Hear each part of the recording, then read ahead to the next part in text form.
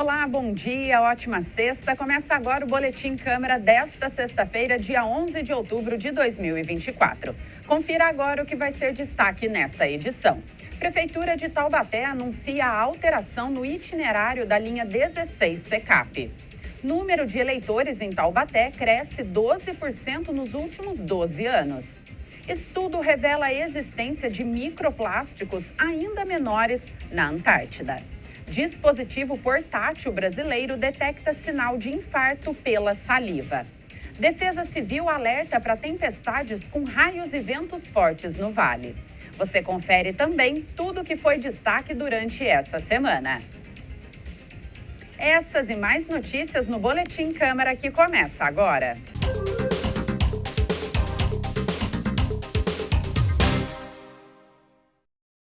Nós já começamos aí o boletim desta sexta com as informações sobre o trânsito, para você que vai utilizar as principais rodovias que cortam a nossa cidade.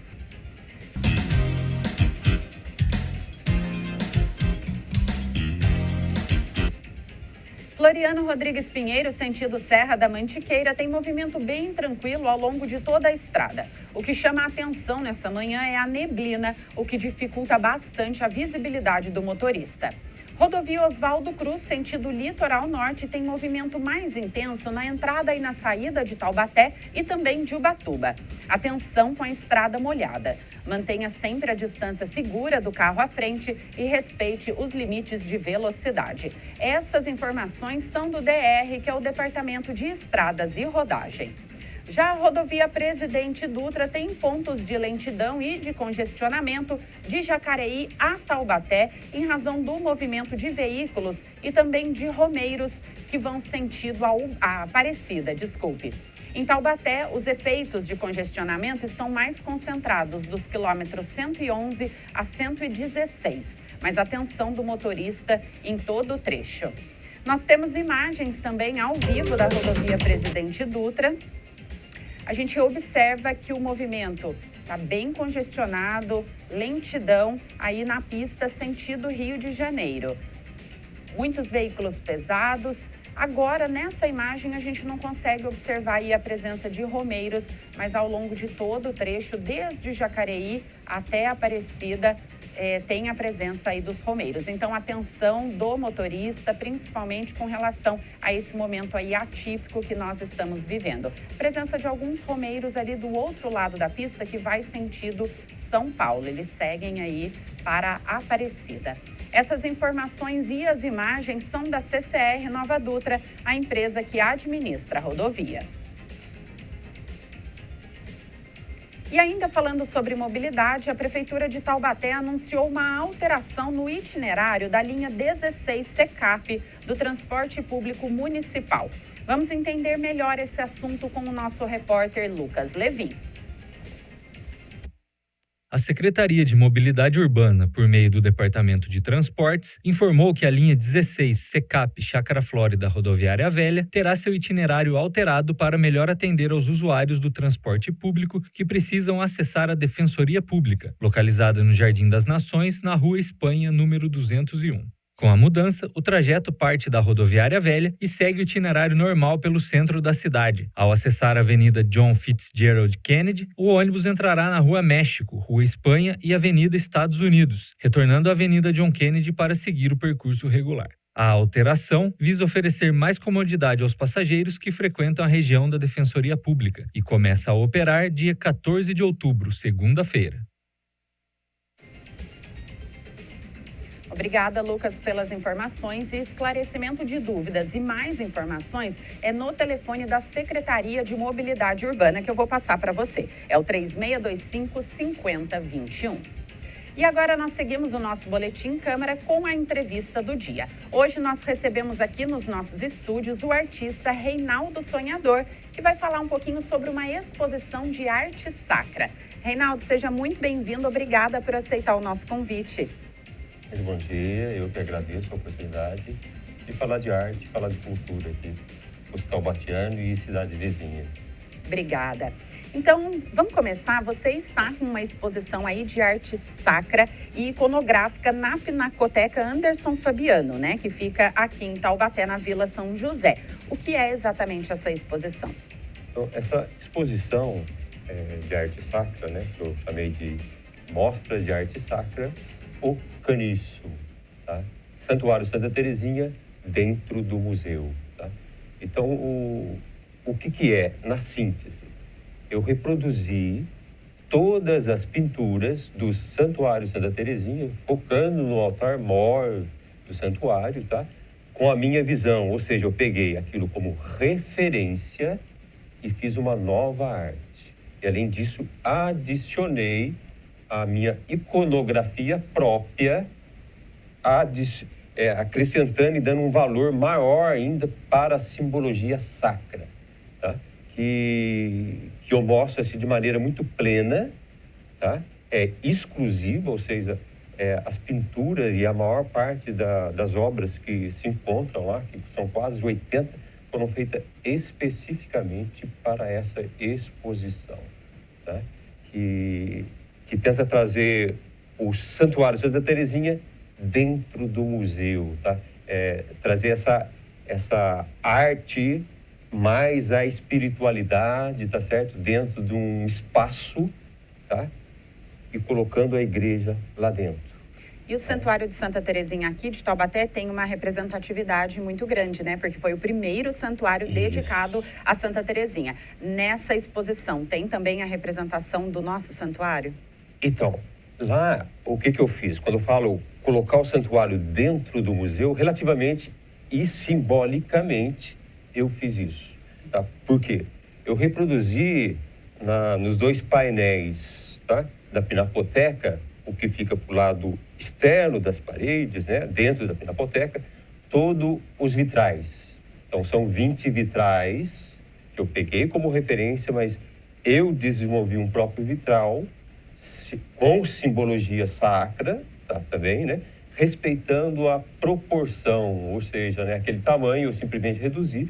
Então, na hora que você chega e olha, tá? Como se fossem as paredes externas do santuário, vão estar lá os 20 vitrais, tá? E na parte de dentro, então, vão estar lá aproximadamente as pinturas principais, que são mais ou menos 20, né?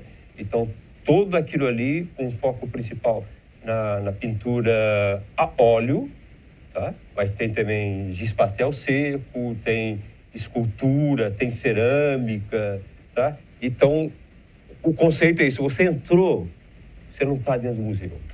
Você está dentro do Santuário Santa Terezinha.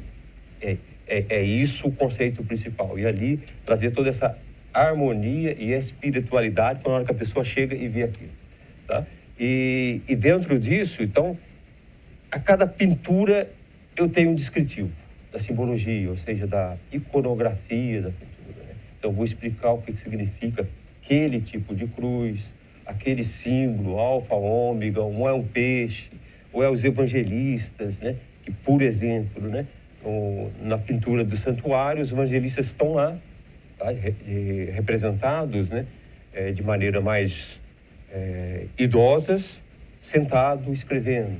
A minha pintura, como que vai estar? Ele vai estar em pé, mais jovem, tá?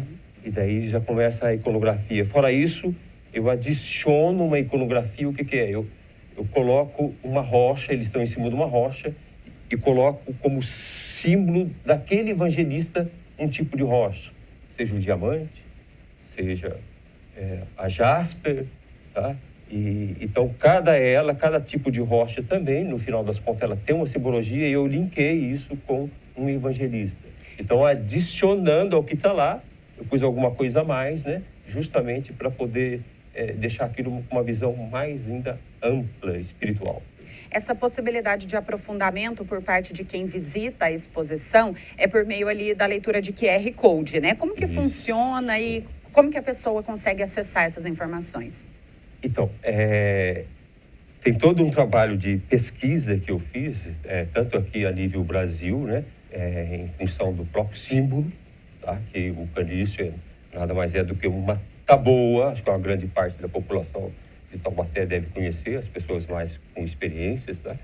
E a partir disso daí eu pesquisei, tanto aqui numa faculdade federal, tem um trabalho legal lá, então eu incluí isso lá, tá? E também uma pesquisa que eu fiz na própria França, tá? No Carmelo de Lisieux, junto com uma revista específica lá, tá? Então tem muito material. Tudo isso está escrito e, além disso, eu pus um QR Code em cada descrição. São aproximadamente 7 horas de audiodescrição, né, que eu mesmo fiz, tá? Então, visando justamente, né, atender, né, aquela pessoa, por exemplo, com a deficiência visual, principalmente, né? Então, fica fácil, mirou, hoje com essa facilidade tecnológica, mirou lá, vai estar eu, Reinaldo Sonhador, lendo de maneira bem calma, assim, todo o significado, né? Descrevendo não só a simbologia, tá? De tudo que tem na arte, mas como a própria arte, a descrição da arte. Do lado tal tem isso aqui, do lado esquerdo tem isso, embaixo tem isso, a cor é essa. Então eu explico tudo e depois tem tem um foco bem específico que é a simbologia, né? Então tudo isso em cada obra tem um QR Code. Isso torna a sua exposição também acessível, né, para todos os públicos. Exatamente. Agora eu quero saber de você, Reinaldo, o que te inspirou a fazer essa exposição, o que te motivou a criar essa exposição aí, o Caniço? Então aí a gente começa a cair num mergulho, tá? E eu gosto de mergulhar, tá? Então até aproveito a oportunidade, eu gosto de falar uma frase bem curta, né? E por sinal está lá na exposição também, né? Que são reflexões curtas que levam a pessoa realmente a parar, peraí, o que ele quer dizer com isso, né? Então, respondendo a sua pergunta, eu primeiro faço uma reflexão, né? Que é de minha composição mesmo, né? Eu gosto de escrever bastante, entendeu? Então, o que é? Eu não fico na superfície, porque eu me afundo. Por isso, eu mergulho profundamente, pois assim eu me elevo. Tá? E daí, nesse conceito de mergulho, nesse conceito de se elevar, né?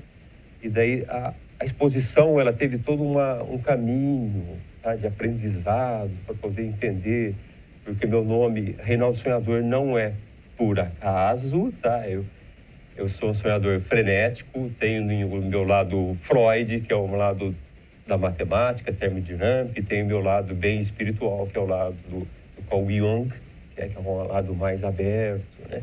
Então tem essas duas colunas, né, que me sustentam, né? E daí nisso o que é? Tudo começou, na verdade, através de um pedido recebido em sonho. Como eu disse, eu sou sonhador frenético, tenho mais de 2.000 sonhos escritos. Mas só que não é só isso. Muito deles acontece. Então eu sonho e acontece, tá? E indo para esse caminho, então, eu tive um pedido, tá? Que até eu conseguir entender, foi uma grande jornada dentro do próprio Santuário Santa Teresinha e também na nossa igreja do Rosário, tá? Que teve um insight que também lá, mas o que foi? Vá na igreja e veja a porta pequena. E daí teve uma jornada, tá? Que durante a comemoração, tá? Do divino, né, que é o Espírito Santo, né, dentro do Santuário Santa Teresinha, eu de frente do altar, tá, acho que estava quase, acho que era o 7º dia, mais ou menos, tá, e daí eu vi a pintura, e na hora que eu olhei aquela pintura, daí eu entendi o que significava aquilo, e a partir dali teve toda uma jornada, tá? Então tem obra que eu comecei, que está na exposição lá, que é de 2018, tá? E de maneira mais plena, nesses 2 anos e meio, para cá 3 anos, eu tive que parar muita coisa para dedicar realmente para poder fazer toda a pintura que leva muito tempo, tá? Então, houve o pedido, a partir desse pedido eu comecei a fazer algumas obras, mas não tinha aquela clareza, e depois daí eu consolidei assim, de maneira mais plena. Falei, não, eu vou fazer isso. Fui lá, croquisei todas as pinturas e comecei a identificar, já fazer um croquis de cada uma delas, tá? Então, Estudar também são muitos simbologia. anos, né, de dedicação, de Muitos estudo, anos. para que a gente chegasse à exposição que está acontecendo agora. Muito. Eu quero que você pegue aí essa flor, é uma flor? É uma... Eu quero que você pegue, então, Eu e aí eu trouxe vou aqui. Contar aqui para os nossos telespectadores. Vamos lá. Quando o Ó, foi Reinaldo muito chegou, linda. ele trouxe essa flor Deixa eu arrumar aqui, e tá realmente muito cheirosa. Inclusive, ele disse que colheu ontem. Isso, Explica pra gente o que significa. Então, isso aqui é uma flor, tá? O nome popular dela é taboa, tá? Depois ela tem um nome científico, que eu não vou me recordar. Esses nomes científicos são bem complicados, tibis, alguma coisa. E no Brasil ela tem 4 espécies, e na França, segundo a minha pesquisa, eu acho que só tem uma. E que é uma dessas aqui. Então é uma flor de taboa, tá? Ela tem uma simbologia extremamente forte, que ela se conecta com a flor de lótus. Então, por que ela se conecta com a flor de lótus? É a capacidade dessa flor tirar a impureza, tá? E purificar, que é o conceito da flor de lótus também, né? Então, ela pega uma coisa que é impura, suja, poluída, e simbolicamente e verdadeira, no caso dessa flor, tá? Então, ela consegue purificar e, na verdade, sai a flor. A mesma coisa que a flor de lótus, né? Então, isso em Taubaté, nas Lagoas, ela é uma flor que dá em brejo, tá? Ela é muito de brejo. Segundo a minha pesquisa, tá?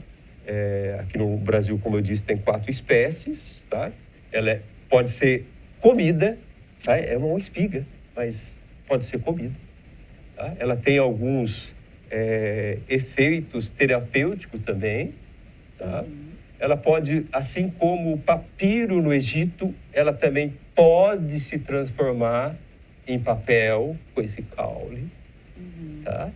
Então, e por que daí a taboa, tá? Que é justamente na minha pesquisa, né, que eu inclusive contatei o próprio Carmelo de Lisieux na França, tá?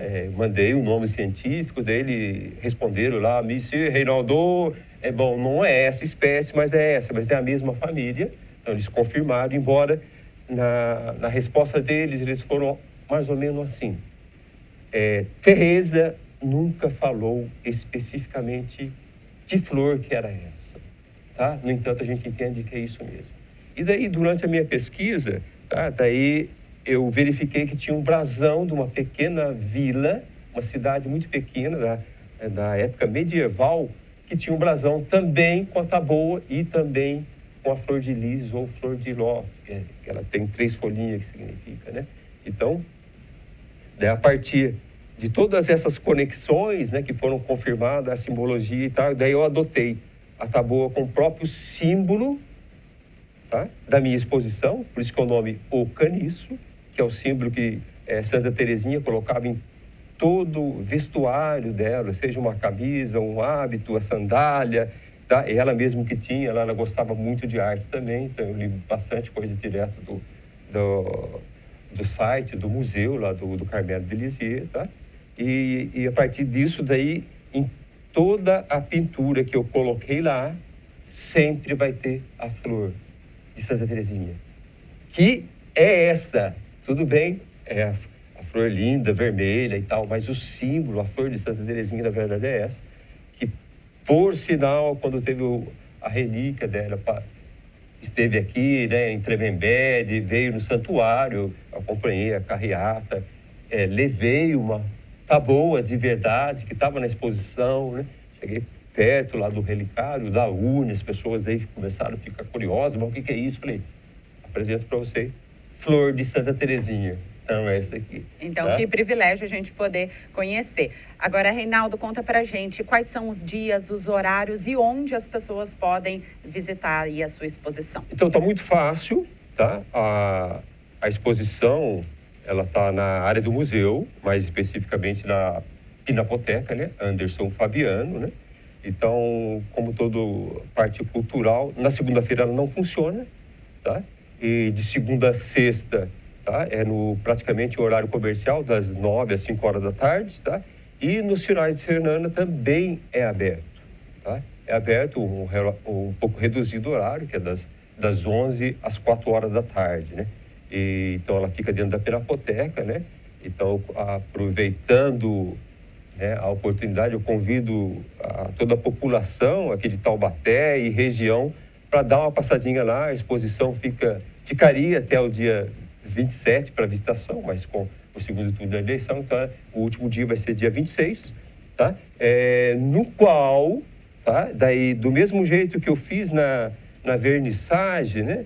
Que durante a vernissagem, então eu fiz uma apresentação de canto sacro, né? Eu cantei uma música em hebraico, 3 em latim, tá? E agora, para o fechamento, também eu vou estar fazendo um recital que eu batizei de Jardim do Céu, tá? Justamente dando um link, assim, porque essa simbologia de flor, de jardim, tá?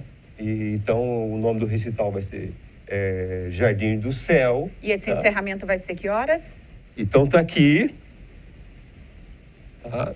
Eu não lancei ainda, né, em minhas redes sociais, assim como que eu falei, toda a audiodescrição está no meu canal YouTube, fácil de achar, Reinaldo Sonhador. Então, toda exposição está visitável, assim, de maneira internet. Clicou, tá lá, tá? E, então, no dia 26... Sábado, então, sábado, a partir das 15 horas tem o encerramento aí da exposição. 15 horas, 2h30. Então, a gente vai estar fazendo um recital. E daí eu convidei, tá, um grupo que tem cantado bastante comigo, né? Que é um grupo de 6 a 9 mulheres. O nome do grupo é Grupo Vocal Madrigando. Então, elas vão estar cantando junto comigo, tá? Algumas músicas espirituais, religiosas, tá? Para criar justamente todo esse clima, tá, de espiritualidade dentro do museu. Então já fica aí o convite, excelente dica cultural, você pode visitar até o dia 26, mas no sábado, dia 26 de outubro, tem aí o grande encerramento a partir das 3 horas da tarde. Reinaldo, quero agradecer mais uma vez a sua vinda e desejamos muito sucesso para você.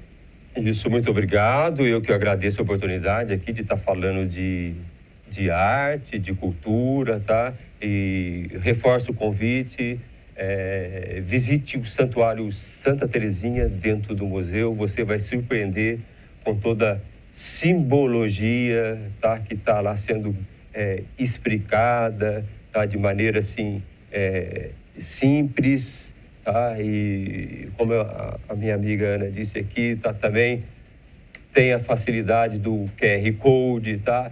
E a ideia, inclusive, como tem muita parte literária, transformar isso em um livro, tá? Que possivelmente vai ser o Canício, tá? A simbologia da Trindade, tá? E assim a gente amplifica mais a arte como um todo, tá? Para a população de Taubaté e região, tá? A gente está tentando alguns projetos para poder realmente dar uma importância grande para esse patrimônio cultural, religioso e espiritual tombado pelo patrimônio histórico aqui de Taubaté. A gente tem que conservar e valorizar tudo isso que a gente tem aqui de maneira bem plena, né? Então, por isso que a gente está por aqui. E eu agradeço novamente a oportunidade, tá? Fica aí a dica, então, dê uma passadinha no museu, visite o Santuário Santa Terezinha dentro do museu. Obrigada, Reinaldo. Essa foi a entrevista com o artista Reinaldo Sonhador a respeito da exposição O Caniço, que acontece até o dia 26 de outubro. A Agência Internacional de Energia Atômica anunciou o fim de uma operação que encontrou microplásticos na Antártida. A repórter Tânia Vinhas traz as informações divulgadas pela ONU News. Segundo a AIEA, uma organização autônoma das Nações Unidas, essa descoberta preliminar mostra que os microplásticos realmente estão em todos os cantos da Terra, o que ameaça a saúde do oceano global. Lagos, litorais e mares da Antártida estão cheios de politetrafluoroetileno, cloreto de polivinila, polipropileno e tereftalato de polietileno. A iniciativa, denominada Nutec Plastics, foi a primeira missão de pesquisa científica da AIEA para a Antártida. A ação contou com o apoio de autoridades argentinas e de especialistas a bordo do navio quebra-gelo Irizar, para a expedição realizada entre bases antárticas argentinas de Marambio, Esperança e Carline. Este meio de monitoramento de microplásticos marinhos é um passo essencial para desenvolver uma rede global de acompanhamento da situação marinha. O conhecimento sobre as tecnologias e os protocolos nucleares que podem ser aplicados no ambiente antártico também foram compartilhados. De acordo com o cientista Mark Metian, embora as partículas tenham sido estudadas há alguns anos, agora é preciso lidar com a presença de microplásticos ainda menores do que os anteriores. Como as técnicas e os protocolos nunca foram harmonizados para microplásticos do tamanho atual, a testagem, o desenvolvimento desses métodos e sua aplicação poderão levar um tempo significativo. Para se ter uma ideia, a preparação e a análise de uma única amostra podem levar até 20 dias. Em outro estudo sobre o tema, Richard C. Thompson, o primeiro cientista a descrever a presença de microplásticos no meio ambiente, afirma que a comunidade internacional precisa se comprometer com uma redução geral na produção de plástico. Ele reforça que, se isso não for feito, o resultado poderá ser um alto risco de danos ambientais irreversíveis. Volto com vocês. Obrigada, Tânia. E os resultados dessa pesquisa serão publicados e compartilhados com o Comitê Científico para a Pesquisa Antártica, um órgão interdisciplinar do Conselho Internacional de Ciências que fornece consultoria científica ao Tratado Antártico.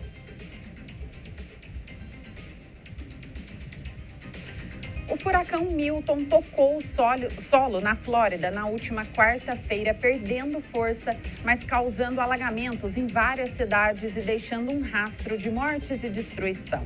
Agora ele segue em direção ao Oceano Atlântico, com a previsão de que se transforme em uma tormenta tropical. Mas por que furacões perdem força quando tocam o solo? A principal razão é que eles não estão mais localizados sobre a água. E é justamente a água morna do oceano que realmente alimenta e sustenta a tempestade. Ou seja, de forma geral, dá para dizer que os furacões dependem da evaporação das águas quentes do oceano para se manterem vivos. Dessa forma, ao atingir a Terra, eles perdem essa fonte de energia vital. E como o ar sobre a Terra é mais seco e contém mais partículas, isso também reduz a umidade do furacão.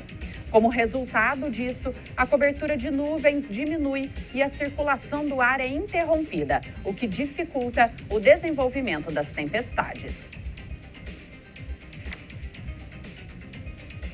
E eu quero aproveitar e convidar você que nos acompanha a participar aqui do nosso Boletim Câmara. Não somente enviando a sua opinião sobre as notícias e as matérias que nós trazemos aqui, mas também sobre as entrevistas, as iniciativas da Câmara Municipal, as solenidades e também os eventos. Você pode participar conosco enviando as suas sugestões para o nosso boletim. O nosso WhatsApp para contato é o DDD 12 3625 9525. Eu aguardo a sua mensagem. E agora seguimos para a nossa retrospectiva da semana. A partir de agora, você revê o que foi destaque aqui no Boletim Câmara.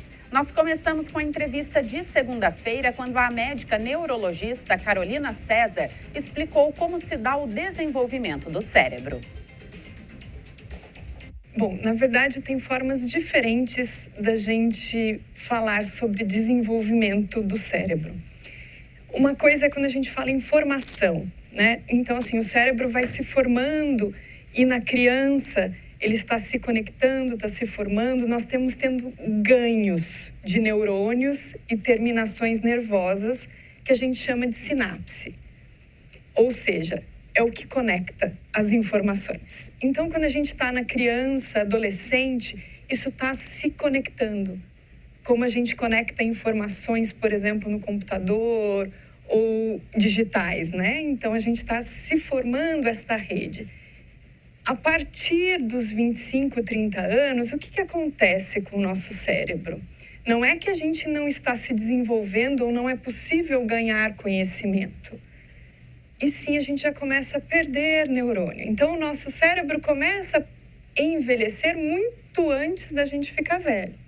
mas não significa que ele não se desenvolve, que a gente não seja capaz de fazer conexões, mas não há ganhos, né, assim, de terminações nervosas. Então, quando a gente fala em reserva cognitiva, nosso conhecimento, nosso aprendizado, é muito mais fácil ter isso na infância e na adolescência, de uma forma geral, mas a gente tem todo esse processo ao longo de toda a nossa vida. Então, o idoso é capaz de aprender coisas novas, mas não significa que o cérebro dele está se desenvolvendo, mas ele consegue fazer conexões, terminações nervosas com os neurônios que remanesceram do que ele passou pelo processo de perda. Então, desenvolvimento cerebral significa o processo de amadurecimento, mas não significa que depois de certa idade a gente não pode conectar esses neurônios e aumentar essas redes de sinapses. E ainda na segunda-feira, o jornalista Lincoln Santiago falou sobre o resultado do primeiro turno das eleições municipais. A gente dividiu a cidade em regiões, né? Cada profissional da TV ali que envolveu os repórteres, envolveu o pessoal da produção, os estagiários nossos, foi designado para uma escola e aí a gente passou a tabular os boletins de urna em tempo real. Então a escola fechava ali a sessão, imprimia aquele boletim de urna, a gente informava numa tabela o resultado da votação de cada candidato e isso era centralizado aqui na TV Câmara. E a partir dessas informações, vocês tinham disponíveis ali, a partir das 5 horas, 5h30 mais ou menos, né? O resultado, uma prévia ali de como estava sendo a votação na cidade toda. Foi um trabalho bastante grande, né? A escola foi dividida, eu não sei ao certo o número de escolas, mas foi uma equipe bem grande, extensa, dividida aí para os 4 cantos da cidade. E, na verdade, isso trouxe para o nosso telespectador, adiantou ali os resultados, né? Porque até que o TSE começasse a divulgar nos computadores os resultados oficiais, a gente já tinha uma prévia, o que se mostrou bastante fiel aos resultados que vieram depois, né? E essa amostragem, ela não trazia a totalidade das urnas, né? Eram algumas urnas dentro dos locais de votação. Sim, a gente teve a orientação de buscar 4 sessões, né, por escola, para ter uma dimensão ali estatística de mais ou menos como que ficaria o resultado, né? Não foi um número preciso, né? Foi um número estimado, a gente trabalha com estatística, mas ali mostrou realmente um quadro bem próximo, né, do que foi o resultado divulgado pelo TSE às 7h30 da noite, quando saiu o resultado oficial. E lembrando que a programação da TV Câmara voltada às eleições continua até o dia 27 de outubro, que é quando acontece o segundo turno. E agora nós seguimos para o nosso especial Eleições.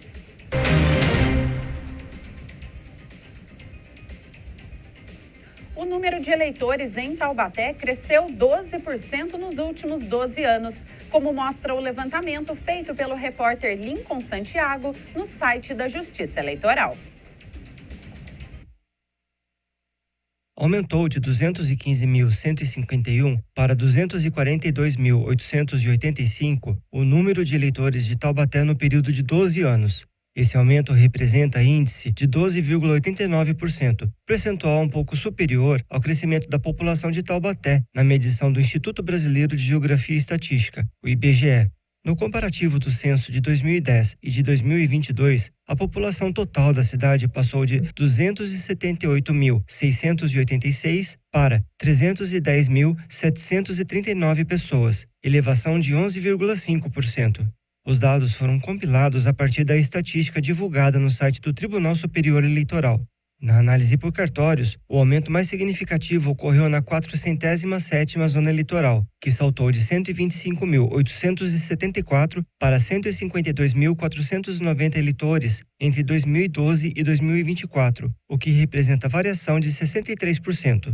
No outro cartório da cidade, a 141ª zona eleitoral, o número passou de 89.277 para 90.395 eleitores. Não há uma divisão absoluta dos cartórios em relação às regiões de Taubaté, mas é possível afirmar que a zona de número 407 abrange unidades da região central, sul e oeste, como o caso das escolas Jacques Félix, na região da Estiva, Engenheiro Urbano Alves de Souza e Juvenal da Costa e Silva, na Independência, e Ramon de Oliveira Ortiz, no Barreiro. Por sua vez, a zona de número 141 avança do centro para o norte e a parte alta da cidade, como as escolas Monteiro Lobato, no Jardim Maria Augusta, Emílio Simonetti, no Bosque da Saúde, e Newton Câmara Leal, na Gurilândia.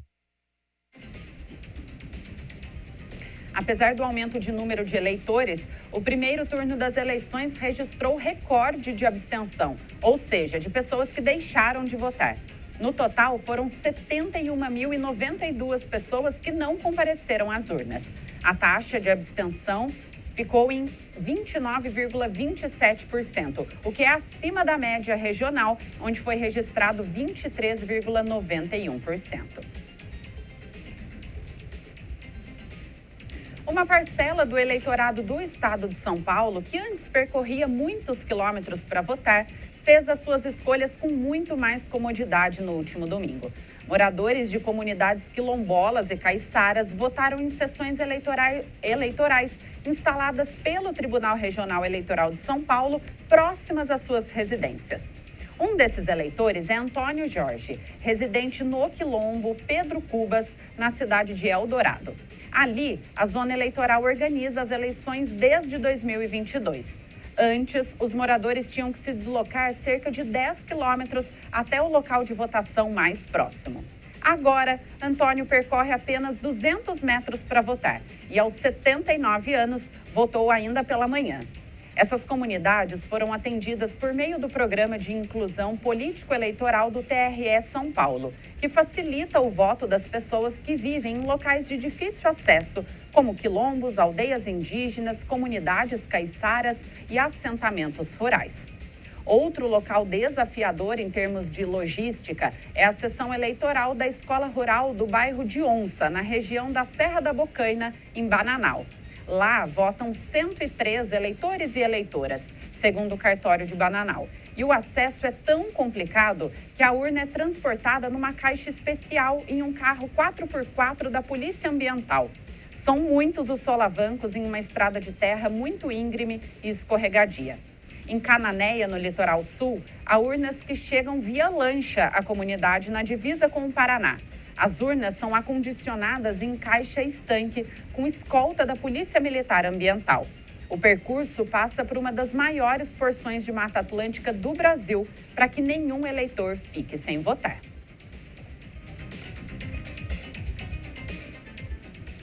E faltam 16 dias para o segundo turno. E a TV Câmara Taubaté vai ajudar você a decidir o seu voto, como conta a estagiária Ariane Viana.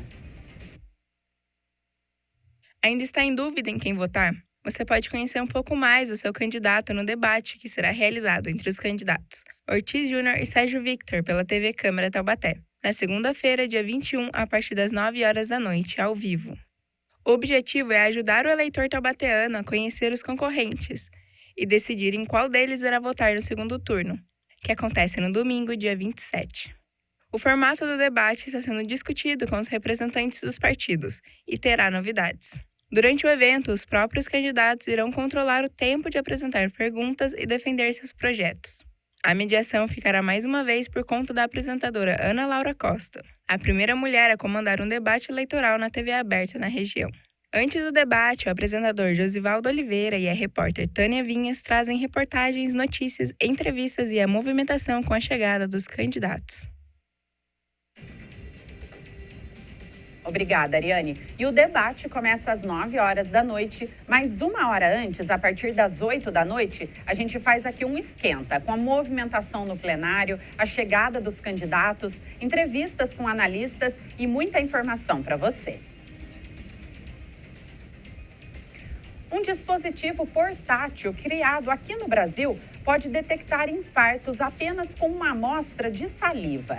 A repórter Tânia Vinhas volta ao nosso boletim agora para explicar essa novidade. Uma nova pesquisa desenvolvida na Universidade Estadual de Campinas promete facilitar as consultas para profissionais da saúde e pacientes. Trata-se de um dispositivo que utiliza sensores portáteis com o apoio de um smartphone para detectar o início de um infarto e diversas outras doenças. Criada pelo doutorando Lucas Felipe de Lima, a tecnologia conta com 5 dispositivos que usam diferentes biosensores eletroquímicos.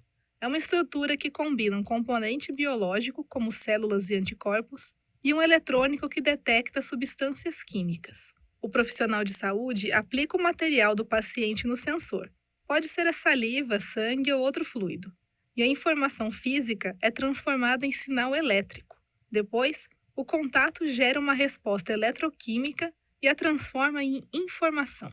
Para ler e interpretar essa informação, o sensor é conectado a um smartphone, que usa um aplicativo para receber as informações e mostrar os resultados.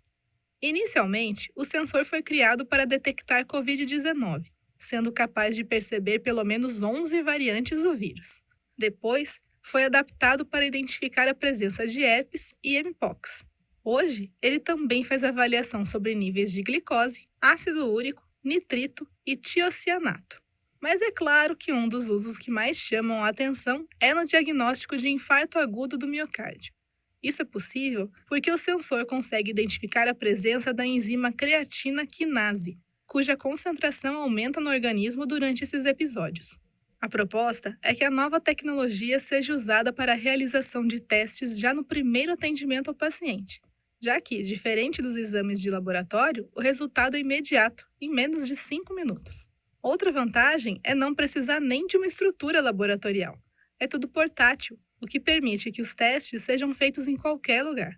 Além disso, por não precisar de amostras de sangue na maioria das vezes, o novo dispositivo ainda pode substituir alguns testes em crianças que têm medo de agulha. Uma notícia muito boa para essa manhã, não é? Volto com vocês. Com certeza, Tânia. E segundo o pesquisador, o projeto não para por aí. O próximo passo é desenvolver biosensores para detectar doenças como leucemia, H1N1, dengue, zika e chikungunya.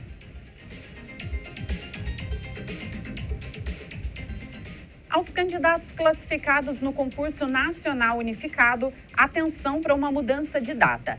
Foi prorrogado o prazo para entrega da documentação da prova de títulos. Para quem perdeu, o prazo segue até hoje, que é sexta-feira, às 11 horas e 59 minutos da noite.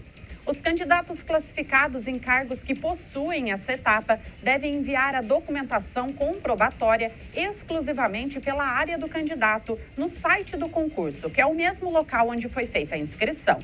A comprovação de títulos é apenas classificatória. Portanto, a classificação do candidato pode mudar de acordo com a pontuação obtida nessa etapa. Os candidatos que não enviarem a documentação dentro desse prazo vão receber nota 0 nessa avaliação. Entretanto, a ausência de títulos não implica na desclassificação do candidato, que vai manter a sua pontuação obtida nas etapas anteriores do certame.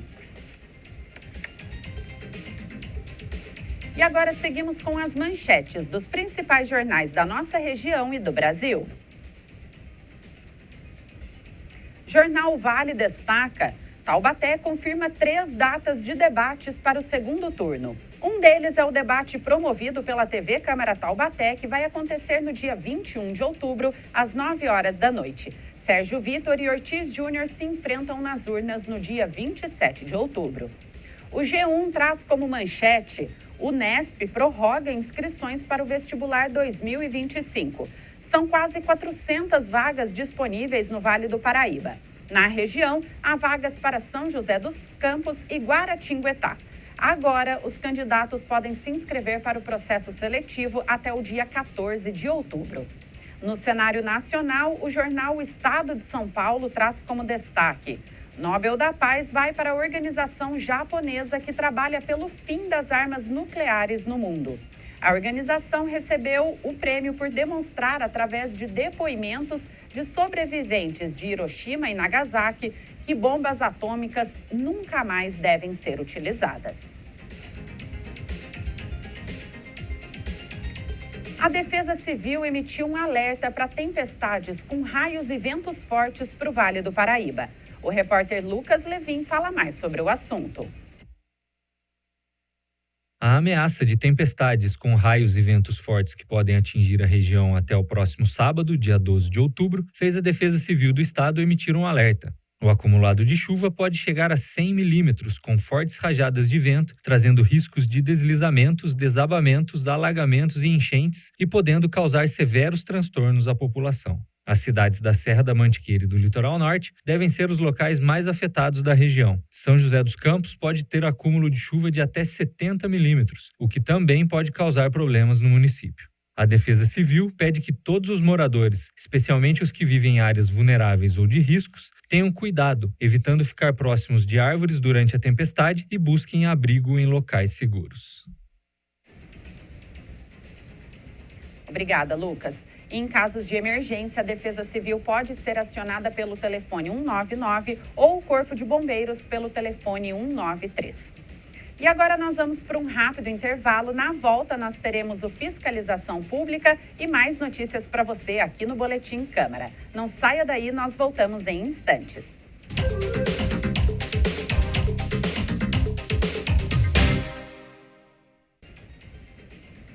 E agora seguimos a programação do nosso Boletim Câmara com as informações sobre o tempo com o nosso estagiário Murilo Henrique.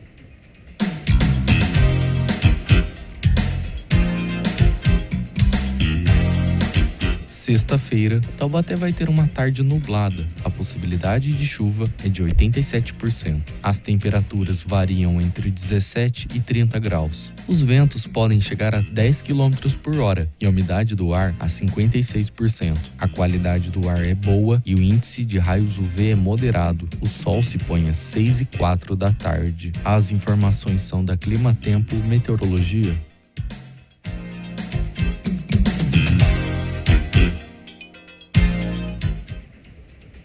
Obrigada, Murilo, pelas informações. E como o nosso repórter Lucas Levin falou anteriormente, a Serra da Mantiqueira e o Litoral Norte devem ser os locais mais afetados aí neste final de semana, mas sempre é bom, é claro, a gente se cuidar. O sábado vai ser quente com máximas de 31 graus.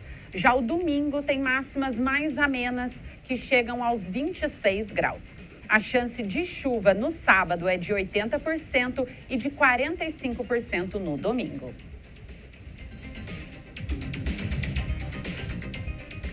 Final de semana chegando e todo mundo quer aproveitar para se divertir, não é mesmo? Opção é o que não falta e nós trouxemos a agenda cultural com dicas imperdíveis. Então vamos às informações com a nossa estagiária Isabela Vieira, que tem as atrações para esse final de semana.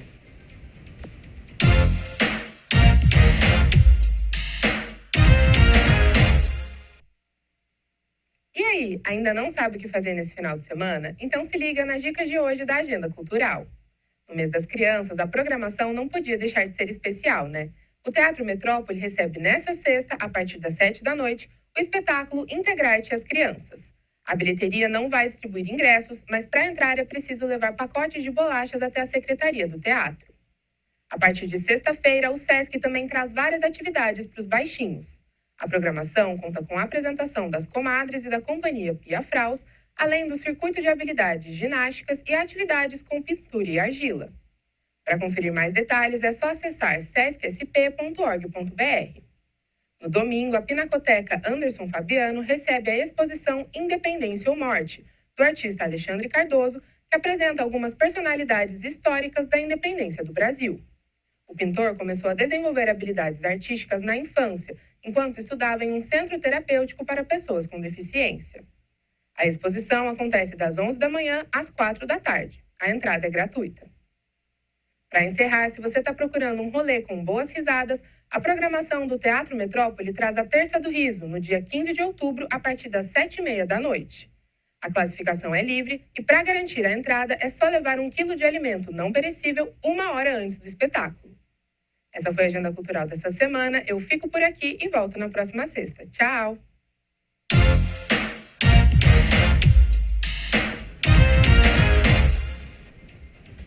Obrigada, Isabela. A gente se encontra na próxima sexta-feira com mais dicas de lazer e entretenimento. E olha, eu tenho mais uma dica para você comemorar aí o Dia das Crianças, viu? A programação é totalmente gratuita, vai oferecer atividades esportivas, oficinas de arte, brinquedos infláveis, contação de histórias, pintura facial e muito mais. Essa atividade vai ser no domingo, dia 13, das 9 da manhã às 5 horas da tarde, em todas as unidades do SESI aqui da nossa região. Em Taubaté, o SESI está localizado na Avenida Voluntário Benedito Sérgio, número 710, no bairro da Estiva. Para participar, você precisa entrar no site, que é o sesisp.org.br/eventos e garantir os seus ingressos gratuitos. E tem mais dica. Amanhã, sábado, tem feira de adoção de animais do CCZ, que é o Centro de Controle de Zoonoses aqui da nossa cidade. Nós temos algumas imagens dos animaizinhos que estarão disponíveis nessa feira para adoção. Eu vou pedir para a nossa produção ir passando enquanto a gente vai comentando. Essa feira é organizada pela ONG Chico Pata Animal e acontece das 10 horas da manhã até as 4 horas da tarde no estacionamento da loja Polipet, que fica na Avenida Itália, número 1570, em frente ao shopping. Ajude você também. Se você não puder adotar, ajude compartilhando essa notícia com seus amigos, familiares, colegas e conhecidos. Os animaizinhos estão lá, disponíveis para encontrar uma família cheia de amor. E para você que ficou com a gente até aqui, eu agradeço a sua companhia. Essa foi a edição desta sexta-feira, dia 11 de outubro. Eu retorno na segunda-feira com mais notícias para você aqui na TV Câmara Taubaté. Tenham todos um ótimo final de semana e até mais.